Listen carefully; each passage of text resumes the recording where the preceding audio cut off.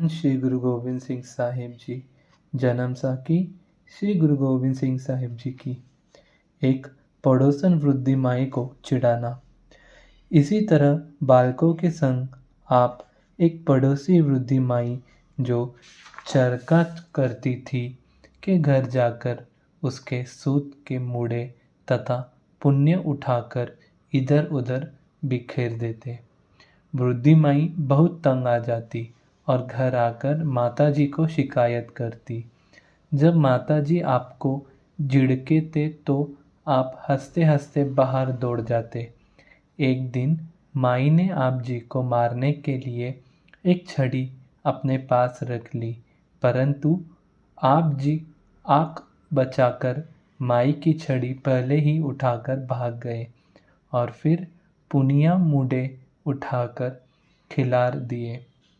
जब एक दिन वृद्धि ने माताजी को घर जाकर बताया कि आपका बेटा मुझे इस तरह बहुत तंग करता है, मुझे सूत काटने नहीं देता और अन्य बच्चों को साथ लेकर मेरा काता हुआ सूत भी खराब कर देता है, तब माताजी ने उसका क्रोध शांत करते हुए उसे कुछ रुपए और कपड़े दिए। धन गुरु गोविंद सिंह साहिब जी।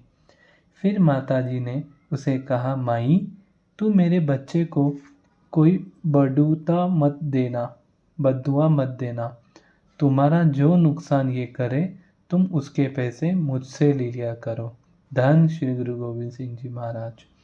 माई ने कहा, मैं कोई बदुआ नहीं दूंगी, मेरा घर चाहे ये हर रोज खेला करे, परंतु मुझे इस तरह परेशान ना किया करे।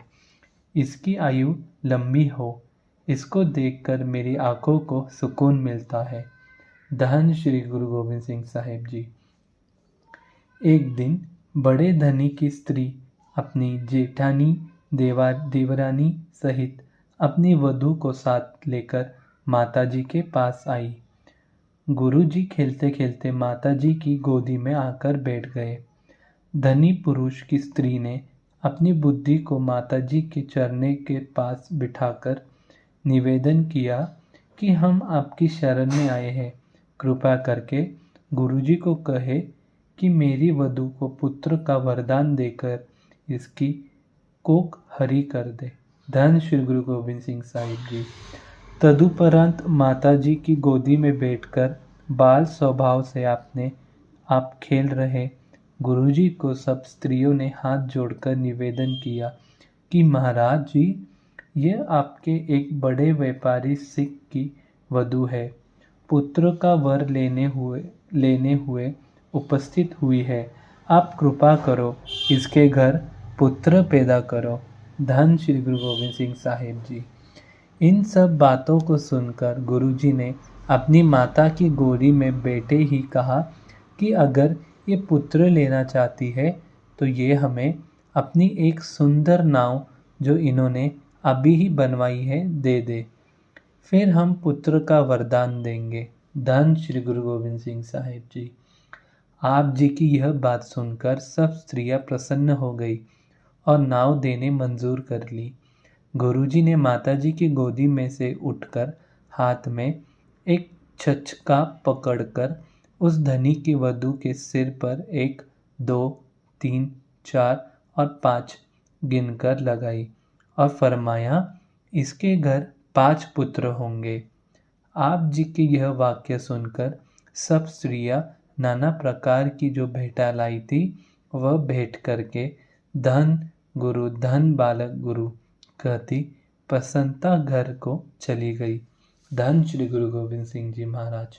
इसी तरह जो भी स्त्री पुरुष साहिबजादे के पास श्रद्धापूर्वक आता, आप जी उनकी मनोकामना पूर्ण कर देते। धन श्री गुरु गोविंद सिंह साहिब जी।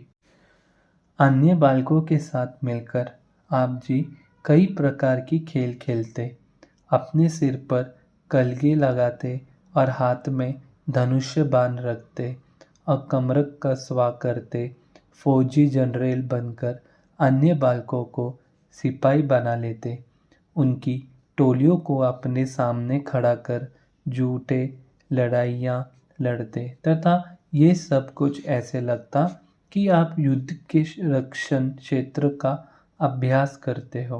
धन श्री गुरु गोविंद सिंह जी महाराज। एक दिन की बात है कि आप जी इस ढंग से बालकों के साथ खेल रहे थे कि शहर का हकीम हाथी पर चढ़कर वहां से निकल रहा था। आपके आगे उसका नकीब आवाज देता जा रहा था कि नवाब साहेब की सवारी आ रही है, खड़े होकर हाथ जोड़कर सब सलाम करें। इस पर गुरुजी ने लड़के को कहा, तुम सब ने जब नवाब आए तो उसे मुंह चिढ़ाना और दांतें दिखानी है।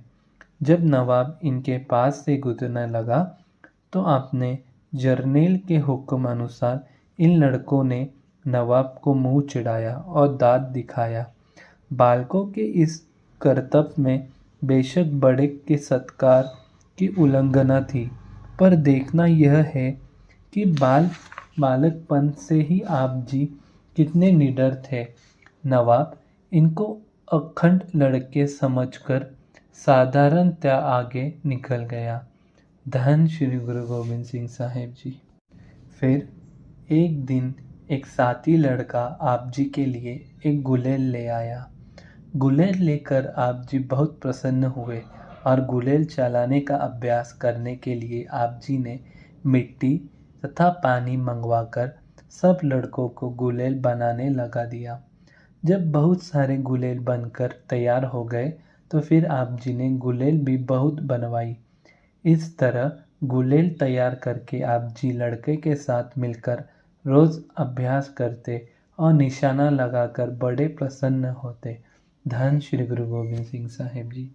इस तरह छोटे छोटे अपने नाप के शास्त्र भी बनवाकर आप जी अनेक साथ खेलते और उनको चलाने का अभ्यास करते रहते।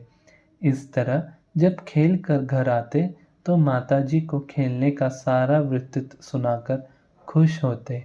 माताजी बहुत सिर चूमती, प्यार करते और आशीर्वाद देते। धन श्री गुरु गोविंद सिंह साहेब जी।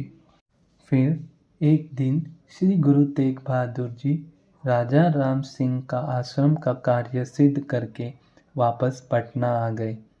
कुछ थोड़े समय के लिए पटना में परिवार की देखभाल का प्रबंध करके आप जी पंजाब को अकेले ही वापस आ गए। पीछे माता नानकी जी तथा अन्य सभी परिवार तथा सिख सेवकों को कहा कि तुम अभी कुछ समय यह ठहरो, हम आनंदपुर जाकर उचित समय देखकर आपको बुला लेंगे। धन श्री गुरु गोविंद सिंह साहेब जी। धन श्री गुरु तेग बहादुर जी। धन श्री गुरु गोविंद सिंह साहिब जी।